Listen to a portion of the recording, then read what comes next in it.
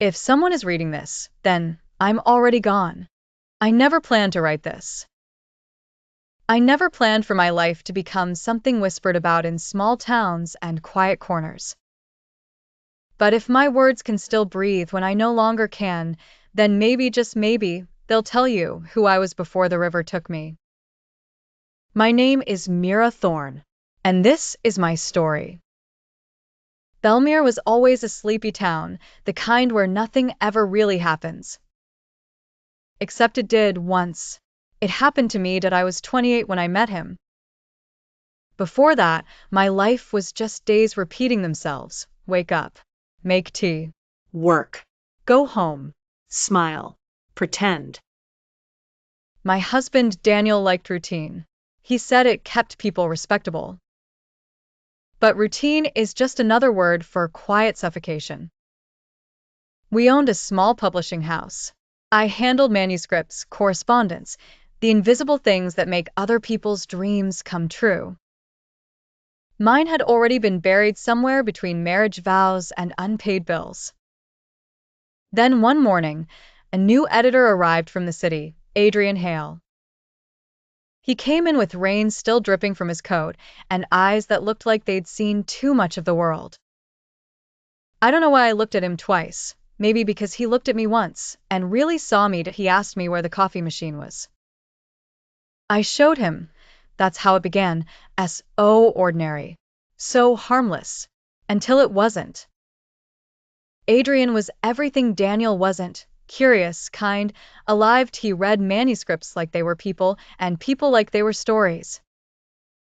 And for the first time in years, I felt like I was being read too. He noticed the ink stain on my finger. He noticed that I hummed when I worked. He noticed that sometimes I paused before signing my name, as if unsure who I was anymore, and Owen had noticed those things in a long time. One evening, the power went out. The rain outside was wild, the kind that erases footsteps. The office was empty, except for us. Adrian lit a candle and said, "Maybe the world stopped for us tonight." Mira laughed softly. "I think it's just a power cut." But inside, I knew something had stopped.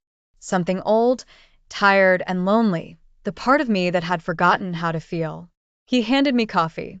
His fingers brushed mine. The next day, Mira, wrote this.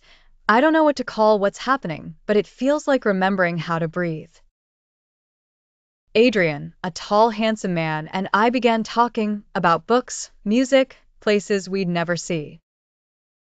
Adrian's words became a place I wanted to live in. And every time Adrian smiled, the world tilted a little closer to what I'd once dreamed it could be. Daniel, an English man, noticed my Mira change.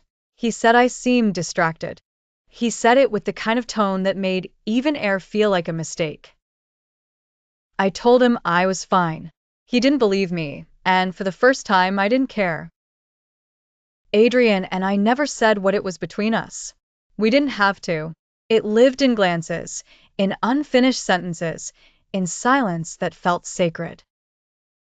One night, he told me, some people enter your life to remind you who you are. I wanted to tell him, and some, to destroy what's left of you.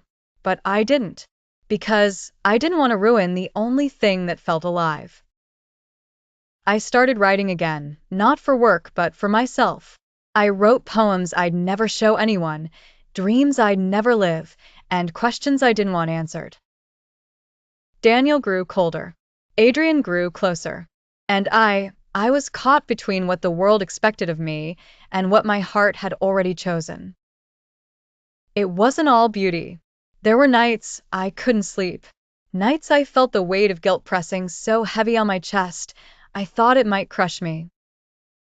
But then I'd see Adrian the next morning, standing by the window with that quiet smile, and I'd forget how to be afraid. He said love shouldn't be hidden, I wrote one night. But some loves are born in shadows, and that's where they must stay.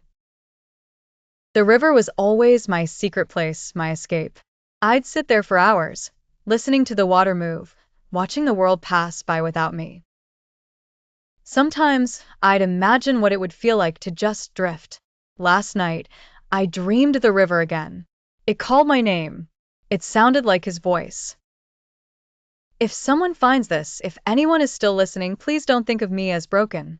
I wasn't. I was just tired of living half a story. And maybe I just wanted to write the ending myself. Some stories are meant to end where they began, in silence. Part 2 will publish tomorrow. Please like and subscribe my channel.